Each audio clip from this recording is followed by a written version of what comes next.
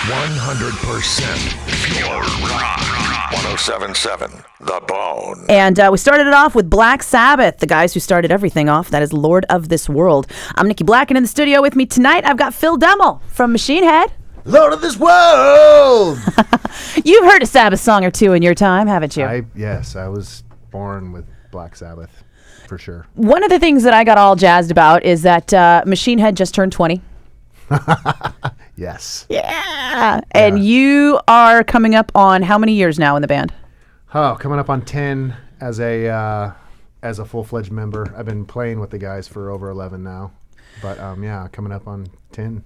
So you've been there half the life. Dave's been there about 3/4. And Adam and Rob since the bitter beginning. Since they were born in the parking lot at the Day on the Green with Metallica, Queensryche, I think Soundgarden, Faith No More played or something like that. Kind of adorable. Rob cheated on me. Oh, right?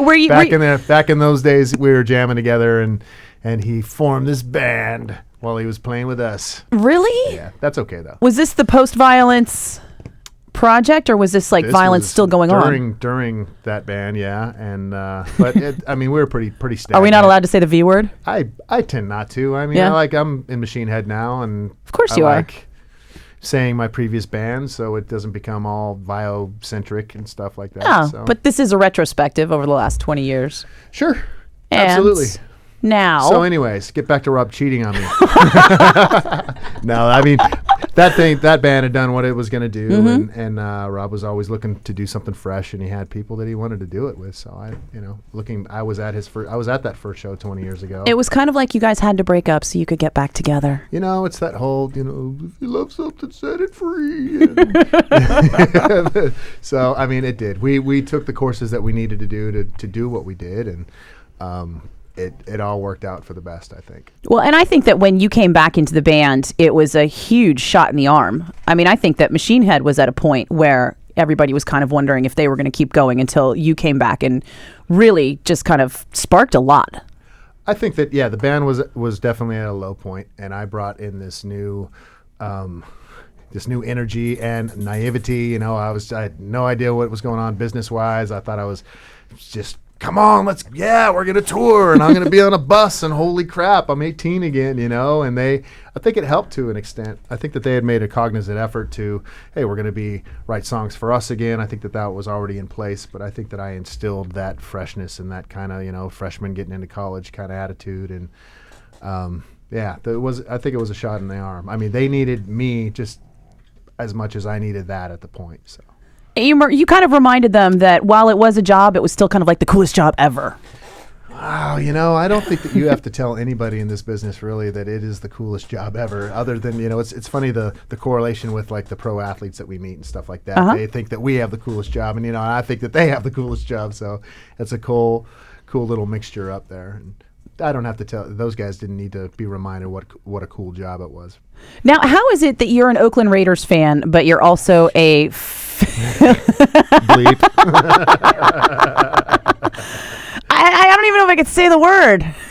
Whatever. It's a dark time in sports for me right now. Yeah. We are. No, because we bond on the Raiders. I was picking my wife up, and everybody was watching the stupid Giants game and watching them win. And I'm a Phillies fan, and I endured the nightmare of all nightmares 2 years in a row. I went to Game 6 when they lost to the Yankees. I was at Yankee Stadium as a guest of one of the players, and was sitting behind Pedro Martinez's dad. The whole he's pitching, and the whole stadium's yelling, "Who's your daddy?" And I'm like, he's sitting right in front of me. Watch them lose, and then I got to come to game 4 in San Francisco when the Phillies lost to on that last.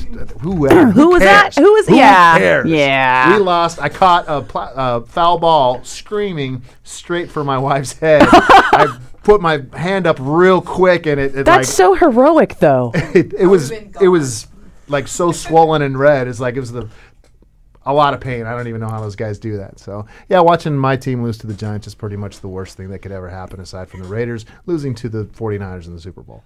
Okay, well, let's hope that doesn't happen. But I digress. Because like I said, normally I would bond with you and be like, well, it's football season now, dude, and the Raiders, and we're not too happy there either. Whatever. Yeah. Whatever. And You know what, though? As Raider fans, we're used to it. we are. I mean, that's part of the pain that we go through, and we're going to go to the game on Sunday. And I usually get with our touring is usually right during football season, so I'm usually in in a internet cafe or something in Budapest or something ridiculous, watching the little white football move across the internet screen. And first, what happened? Or, so we get to go to a game, and I cherish my time that I get to watch. Can I get some more of that borscht? Yes. I think we scored. Yeah.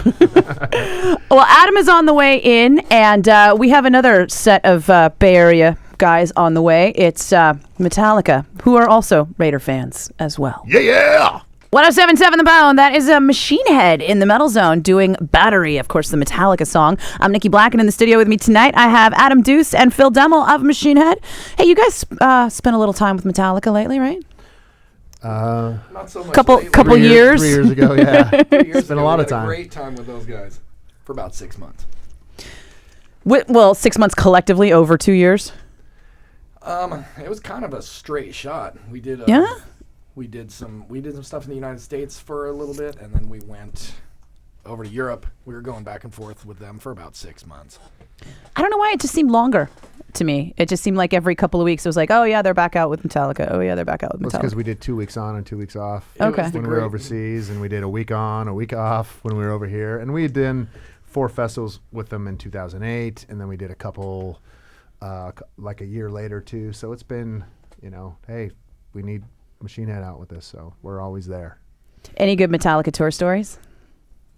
Well, first of all, Metallica is Metallica, so they're able to do pretty much whatever they want to as far as touring goes, and as far as taking care of their crews and their support bands and everything. And I got to say, it was one of the most amazing experiences I've ever had on tour, just because, I mean, when you go out for 2 weeks and you're supporting a band like Metallica, I mean, that's awesome by itself. But then you go home for 2 weeks, it keeps everything super fresh. You go home, you come back, you go back out on tour, and it's like all of a sudden you're going home again. All of a sudden you're going back on tour, and it's all super exciting. You're like, yeah, I'm going out. Yeah, I'm going home. Yeah, I'm going out.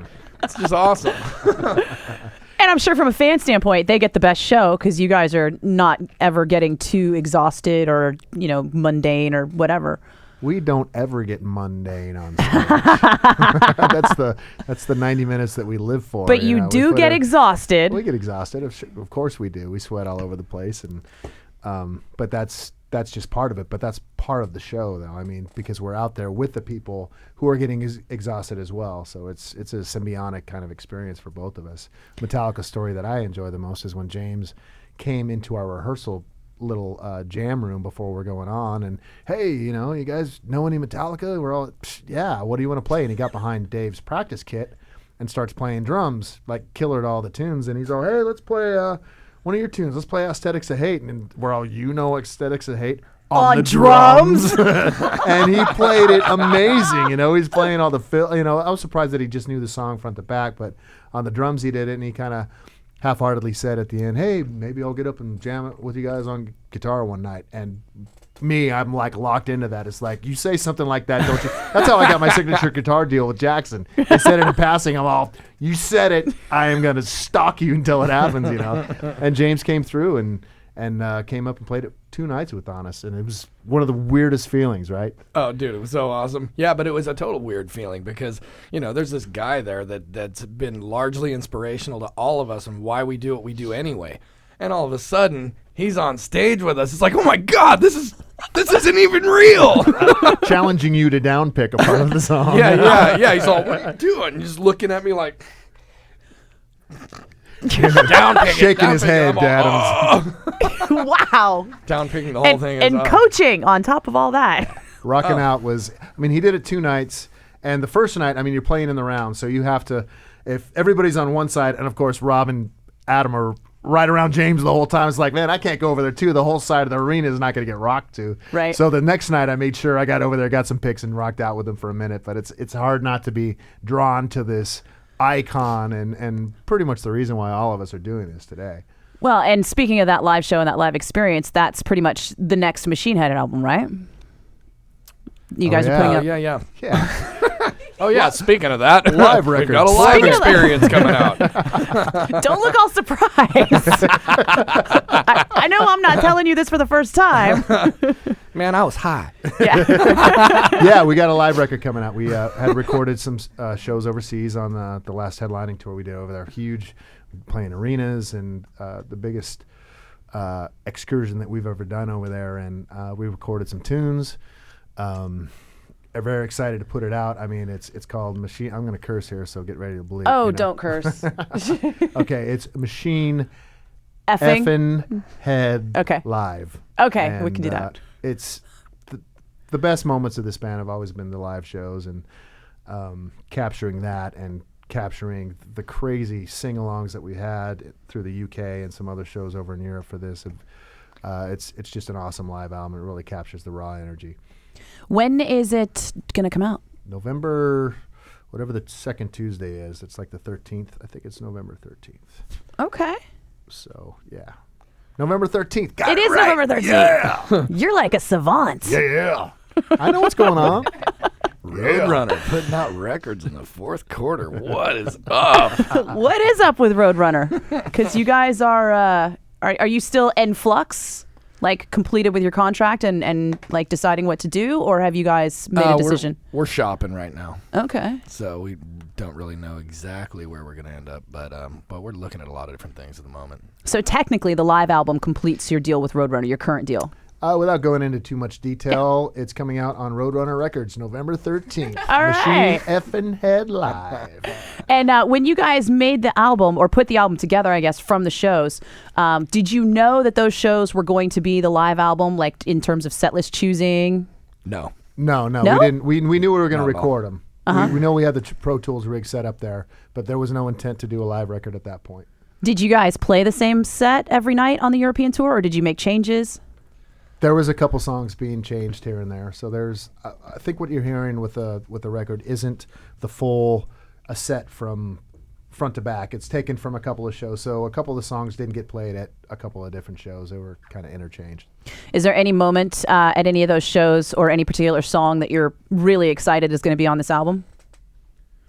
You know, I think hearing a song like Be Still and Know, hearing the sing-alongs to that, and especially like Darkness Within, I think we took it from the Wembley show where it was our biggest, one of our biggest headlining shows, Wembley Arena. We kept saying that day as hey, this Coke sure tastes good at Wembley Arena. The water sure is good here at Wembley Arena. Yeah. I did my first photo shoot for my first cover of a magazine at Wembley Arena. In the studio with me tonight, Adam Duce and Phil Demmel from Machine Head. And right now it's Iron Maiden, The Prisoner on 107.7 The Bone. It's the Metal Zone. 107.7 The Bone, that is Slayer with Seasons in the Abyss. I'm Nikki Blakk, and in the studio with me tonight, I have Adam Duce and Phil Demmel from Machine Head. And you guys are about to go out on tour again. Yeah, we're leaving Tuesday. You do a lot of touring, you play a lot of shows, so you're getting pretty good at it. Yeah, we just had a couple months off, and it was nice to have a couple months off.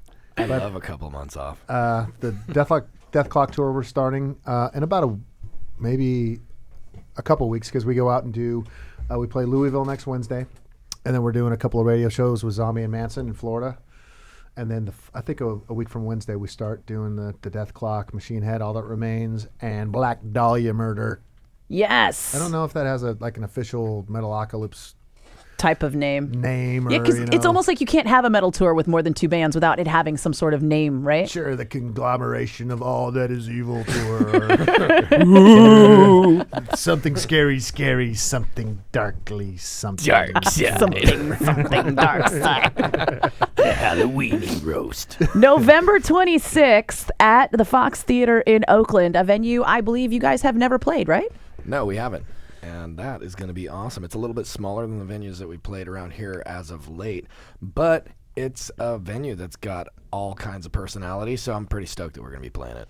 It's a beautiful house. I mean, we were all just there for Slash, and it looks really good. I'm kind of excited to see you guys on there. venue, both front of house and backstage as well. The amenities are awesome. They fixed it up nice. And I mean, it gets warm in there sometimes, but they have these circular air vents that come up that you can stand over to cool you off. And yeah, it's excited to play in the East Bay.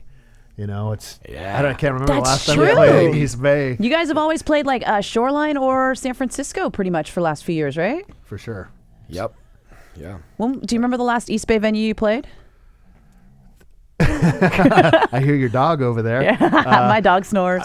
Man, I haven't played in Machine Head at an East Bay venue. I mean, ever? 10 years? Like I remember you guys did that Berkeley Square video shoot. That's the one that sticks out. That was like 15 years ago. No, was it? Yeah. That's the one that sticks out in my mind. Ten Hammer? Yeah, that was like 1997.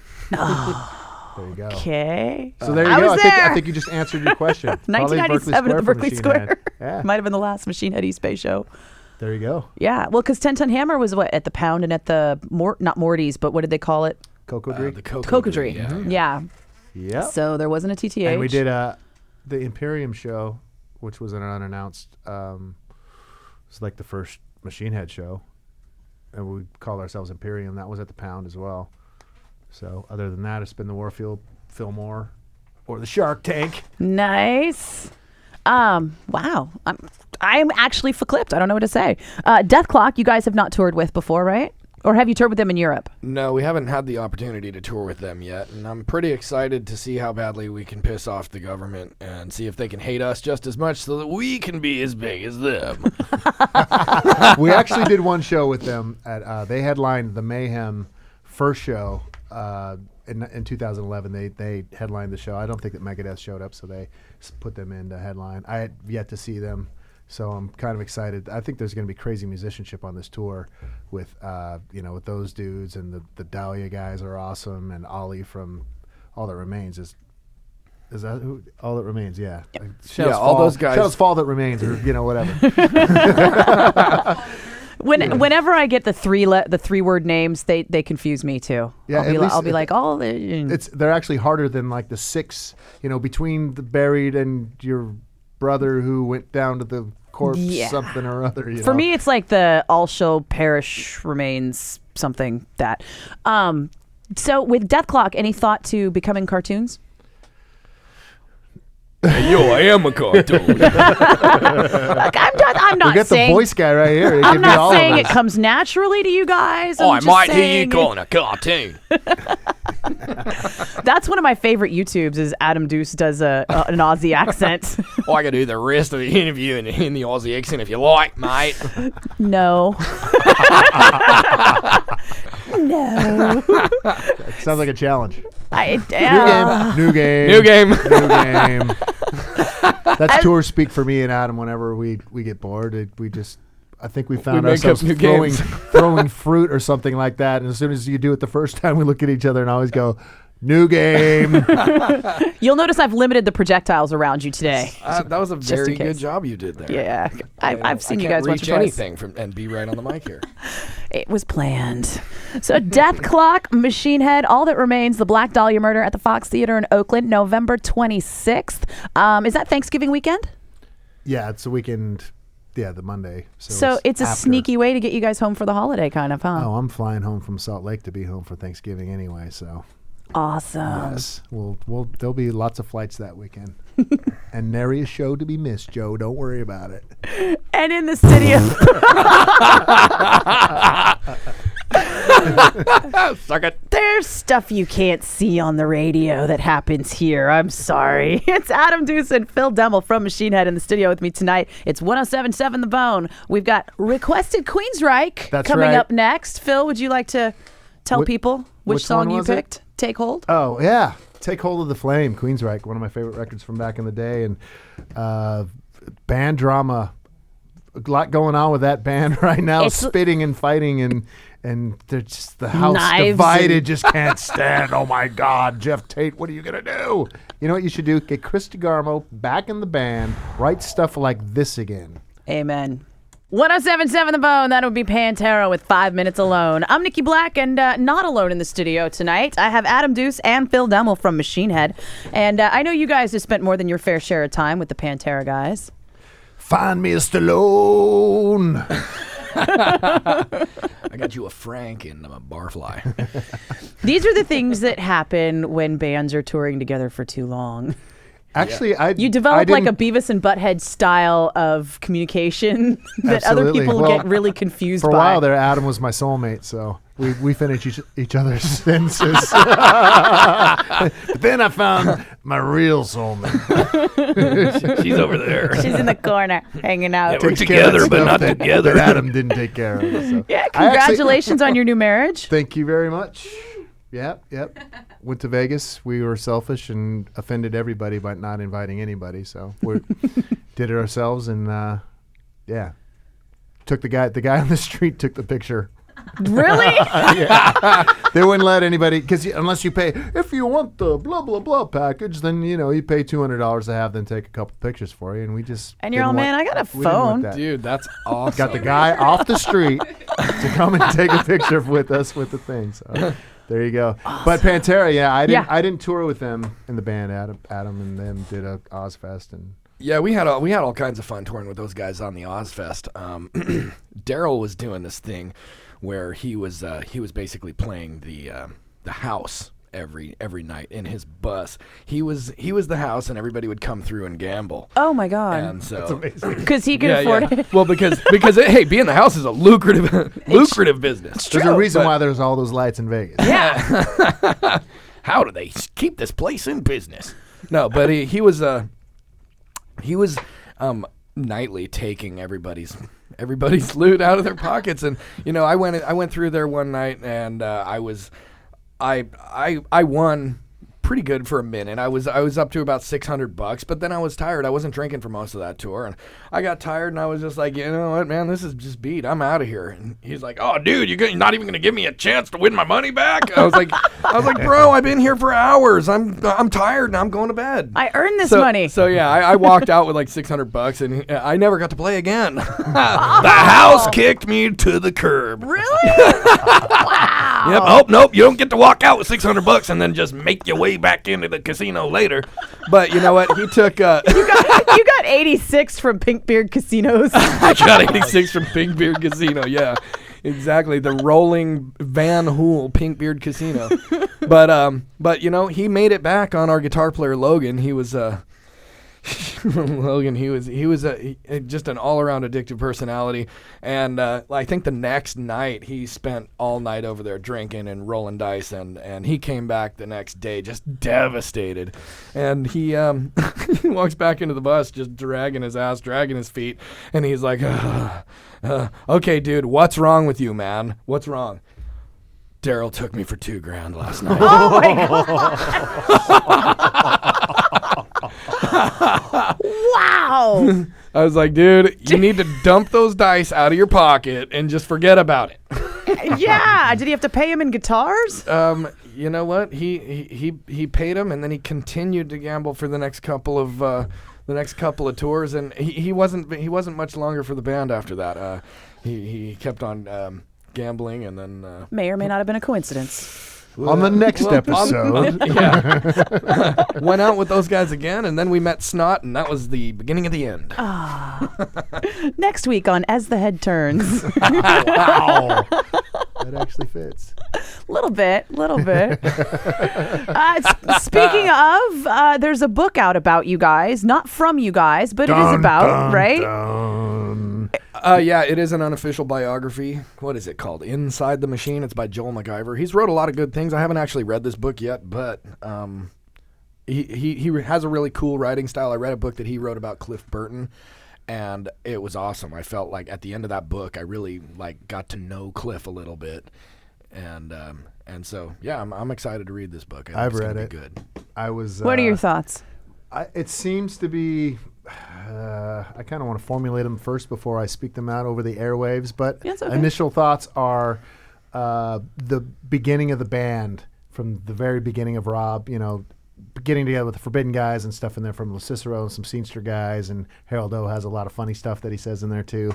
I think that it seems to be a fairly accurate representation, and from an outsider's perspective. Mm-hmm. So there's a lot of shots taken and a lot of praise heaped. So So it's fair, you think? I think it seems to be pretty fair. Yeah, I think that Joe McIver really likes one Phil Demmel, so I'm not going to turn down any of the adulations he threw my way, earned or not, you know. Check is in the mail, Joel. So yeah, absolutely. I mean, that guy loves me for sure, and I can't turn him down for, you know, heaping that. I think you're praise. blushing. A little bit. You're like, oh, I'm shucks. feeling. Feels good to be Phil Demmel in that book for sure. All right. Has and this is kind of the first like volume about you guys, right? I mean, you guys have obviously been mentioned in books about the scene, books about music and stuff like this, but this is kind of the first book dedicated to the band. I believe so. Yeah. Is that Sure. awkward? Yeah. Or have you just been written about so many times in periodicals that you're kind of like used to it?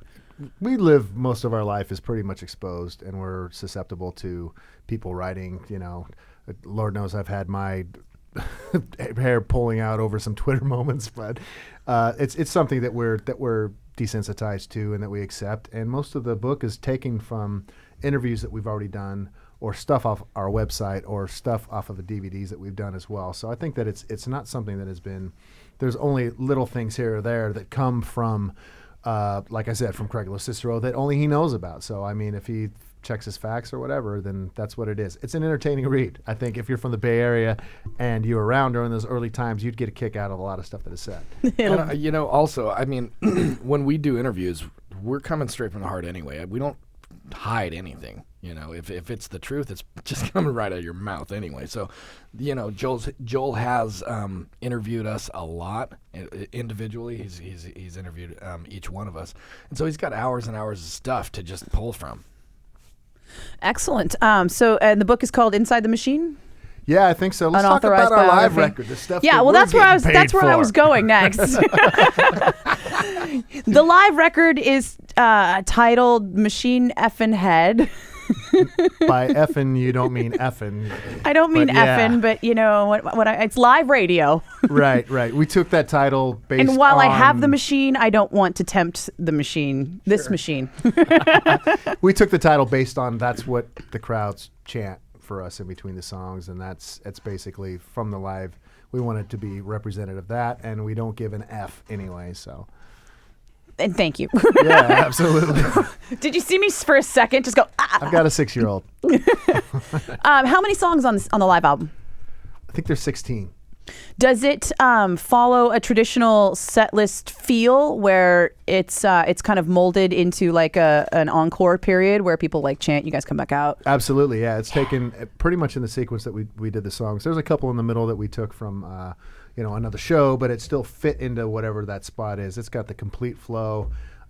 We spend some time on our set list doing segues and songs, going into other songs, and we want that.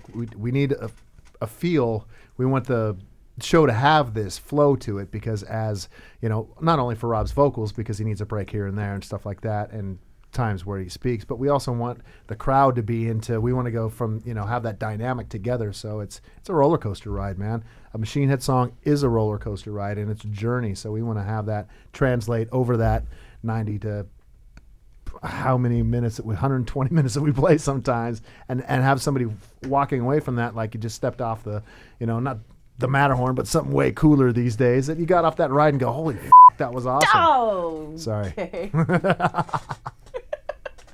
Let's hope the box worked, and if not, we're all in really big trouble. Your eyes got so big. Yeah, I know. I was like, no. Wah, wah. Ah. All right, go to your corner, Phil. Yeah. See, you heap the praise Phil is on and I let you timeout go. for just a moment. And something I wanted to ask is, because it's really hard these days with music, people have the ability to download. Metal fans do tend to be the people who buy their music more often, and I know we all appreciate that loyalty, but is there something in the live album that you've done, like in the packaging or any extras, to give people like an added incentive to purchase that physical copy, to have it in their hands? Have you guys seen it? Have you seen the copy of it? Other than the Kick A record that it is. You can say ass. All right, whatever. I'm ready. Give me a break. No, it's the packaging. It's a live record, cut and dry. There's no, no. There's not like a weird like extra track or DVD or The Easter extra egg tracks or the tracks that are on there. They're all extra because we were Artwork. planning on doing this record.